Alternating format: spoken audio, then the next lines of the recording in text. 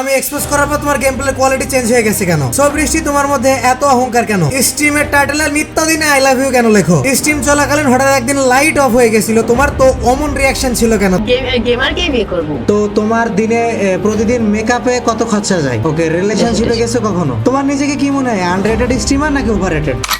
So guys, এতক্ষণে তো সবাই বুঝতে পারছো যে আজকের ভিডিওটা কোন টপিকসের উপর হতে যাচ্ছে। আজকের ভিডিওটা আমাদের সে ওয়ান এন্ড অনলি না আলাদা দেন বৃষ্টি গেমিং আপুকে নিয়ে। তোমরা জানো বৃষ্টি গেমিং আপুর সাথে কয়েকদিন আগে আমার কন্ট্রোভার্সি হয়েছিল, দেন আমি তাকে কোড অফ ট্রুথে নিয়ে আসি তোমাদের রিকোয়েস্টে, এবং কোড অফ ট্রুথে নিয়ে আসার পরে তোমাদের করা সেই লেভেলের কোশ্চেনের সম্মুখীন করা হয় বৃষ্টি আপুকে, এবং সেই কোড অফ ট্রুথের পার্ট 1 আপলোড করেছিলাম আমি কয়েকদিন আগে, এবং বলেছিলাম কয়েকদিন পরে পার্ট 2 আপলোড করব। তো আজকে সেই প্রশ্ন উত্তর পর্বের পার্ট 2। জানি অনেক দেরি হয়ে গেছে, কিন্তু কি করব গাইস, কমেডিতে একের পর এক কন্ট্রোভার্সি লেগেই আছে। তোমরা বললা জাস্টিস ফর বিডি সার্ভার সম্পর্কে কিছু বলেন, বললাম। দেন বললা ফ্লেমারকে কোড অফ ট্রুথে নিয়ে আসেন, নিয়ে আসলাম। এখন আবার তোমরা বলতেছো পার্টনার প্রোগ্রামে থাকা সেই 3 ক্যাটাগরির মানুষকে আমাদের সামনে নিয়ে আসেন। আমরা দেখতে চাই আমাদের ফ্রি ফায়ার গেমিং কমিউনিটির কোন ইউটিউবার কোন পক্ষে ছিল। তো তোমরা যেহেতু বলেছো, খুব তাড়াতাড়ি আমার চ্যানেলে দেখতে পাবা সেই 3 ক্যাটাগরির মানুষ কারা কারা ছিল। কিন্তু তার মধ্যে তোমাদের করা কোশ্চেনের অ্যানসার কেমন ভাবে দিয়েছিল বৃষ্টি আপু, সেটা তোমাদের জানা দরকার ছিল, এই জন্য আজকের video. So guys, this video is sponsored by TS gaming top up website. এই ওয়েবসাইটের সাথে এর আগেও তোমাদের পরিচিত করাইছি। এটা বর্তমান সময়ের one of the best website top আপের জন্য। রেসপন্স,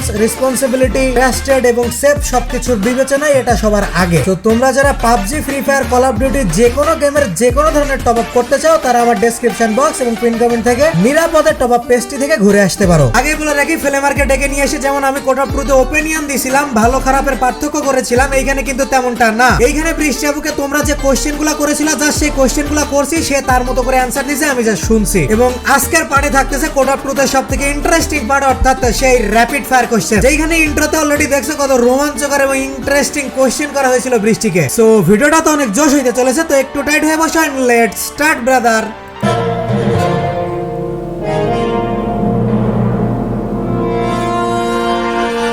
পরবর্তী আরো একটা অনেক ডিমান্ডিং কোশ্চেন, যে অডিয়েন্স মনে করতেছে যে তোমার এর আগে যে গেম প্লে ছিল, আমার এক্সপোজ করার পর তোমার গেম প্লের অনেকটা কোয়ালিটি চেঞ্জ হয়ে গেছে। এখন তোমার কি নিজের মনে হয় যে আসলে তোমার কাছে চেঞ্জ হয়েছে? আসলে অডিয়েন্স কি ঠিক যে সত্যি তোমার চেঞ্জ হয়েছে আমার এক্সপোজ করার পরে? আসল কথা হচ্ছে গিয়া, পাবলিক আগে হয়তো বা আমার গেম প্লেটা ওইভাবে দেখতো না যেভাবে এখন দেখে আপনার ভিডিও আপলোড দেওয়ার পরে। স্বাভাবিক, এখন মানুষ একটু গভীর দিয়ে মন দিয়ে আমার গেম প্লেটা দেখে।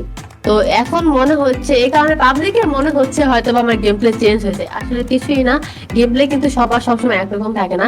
আমার যেমন স্ট্রিমে অনেক সময় দু একটা ম্যাচ অনেক ভালো হয়, আবার এক একটা ম্যাচে দেখা যায় নাইমে মরে গেছি, বা এক একটা মুভমেন্ট অনেক ভালো দেখা যায়, বা এক একটা মুভমেন্ট খারাপ হয়ে যায়। এটা সব সময় হয়েছে, বাট পাবলিক ওটা আগে দেখে নাই কখনোই, এখন এটা গভীর দিয়ে দেখে। আচ্ছা, তো আমাদের পরবর্তী কোশ্চেন, অহংকার আছে তোমার মধ্যে? অডিয়েন্স জানতে চায়।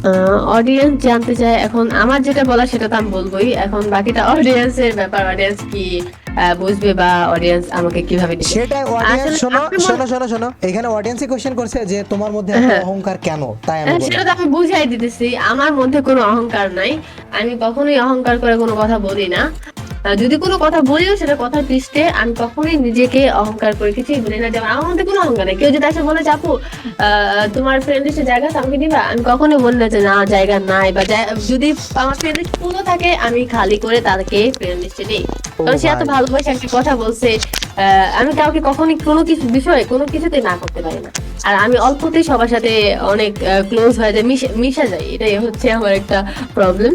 আমার মধ্যে কোনো হিংসা নেই আর অহংকার নেই। এই যে টাইটেলে নিত্যদিনই লেখো I love you, I love you, আমি বুঝাই যে আমি আমার ফলোয়ার্সদেরকে অনেক ভালোবাসি, তাদেরকে। আচ্ছা, তো তোমার স্ট্রিমিং এর পিছনে ফ্যামিলি সাপোর্ট কেমন? আমার স্ট্রিমিং এর পিছনে ফ্যামিলি সাপোর্ট আমি একদমই পাই না। একদমই ফ্যামিলি আমাকে সাপোর্ট করে নাই। আমি যা করছি সব নিজে, এমনকি আমার পিসি থেকে যা শুরু করে যা আছে সবকিছু নিজেই করছি, নিজেই একা একা। কোনো সাপোর্ট ছিল না ফ্যামিলির। এমনকি বলায় স্ট্রিম করছি আমি, ফেসবুক পার্টনার ঢোকা থাক পর্যন্ত বলায় স্ট্রিম করছি।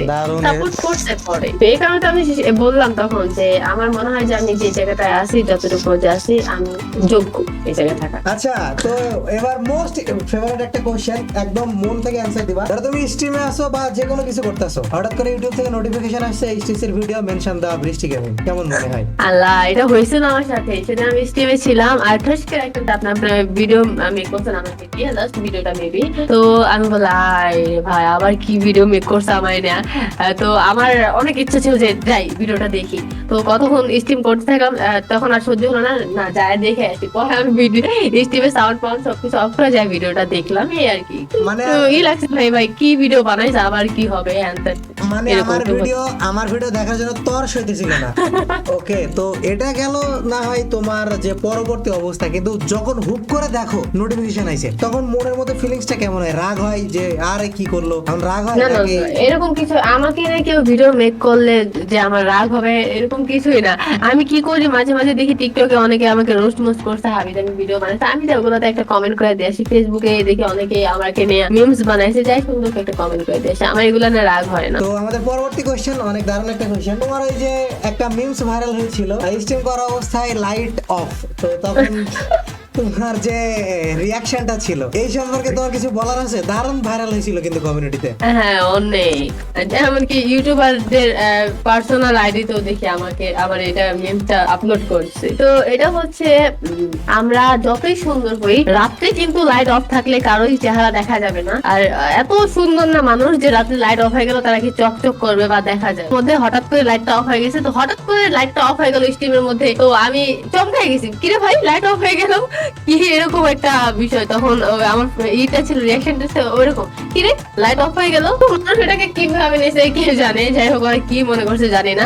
তারপর আমি কিন্তু অনেক স্ট্রিমে আমি দিনে লাইট অফ করে দেখেছি, নাও ভাই দেখো এবার দেখো, রাত্রে তো লাইট অফ করলে কিছু দেখাই যাবে না, এবার দিনে লাইট অফ করে দেখো। আসলে ওই জায়গাতে প্রবলেম হইতো না যদি তুমি রিয়াকশনটা না দিতে। লাইট অফ হয়েছে এটা কোনো বিষয় না, তো রিয়াকশনটা ছিল আসলে পাবলিকের কাছে ইন্টারেস্টিং।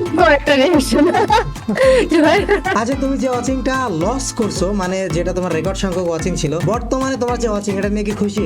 সবই কি বলবো যে ভাগ্য, সবই ভাগ্য।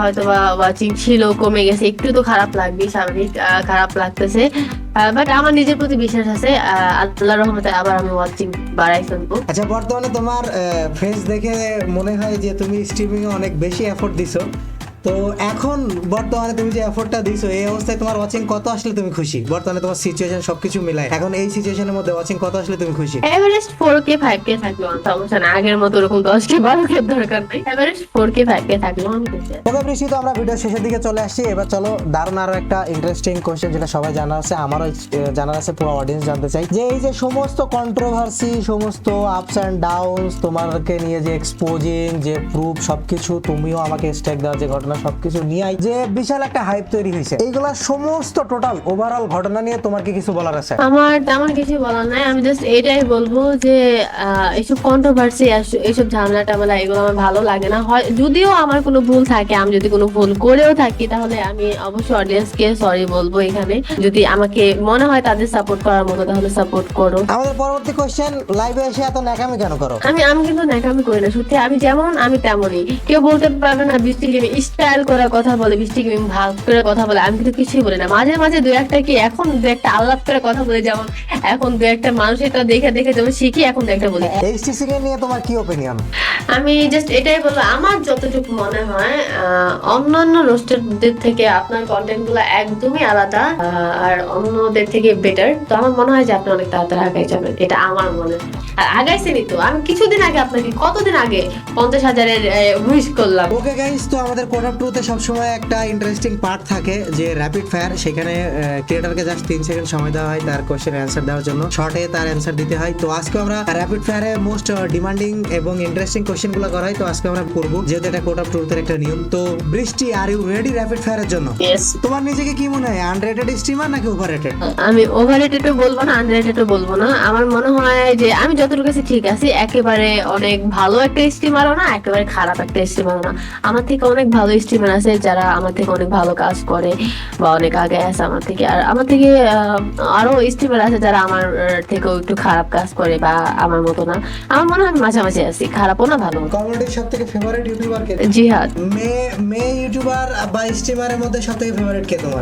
সাদিয়া। ওকে, তো বিয়ে পাশে তোমার? না। কেন নেই? কারণ আমি বিএফ রাখতে চাই না, বানাইতে চাই না, আমার ওরকম টাইম নেই। সারাদিনই তো লাইভ স্ট্রিম করো, হ্যান ত্যান, নিজের একটা পার্সোনাল টাইম আছে, তো কাজে মন বসবে না। ওকে, রিলেশনশিপে গেছো কখনো? হ্যাঁ গেছিলাম। ছাকা খাইছো কখনো? খাই না দিছি। ওকে, মেয়েরা আসলে দেয়। তো তোমার দিনে প্রতিদিন মেকআপে কত খরচা যায়?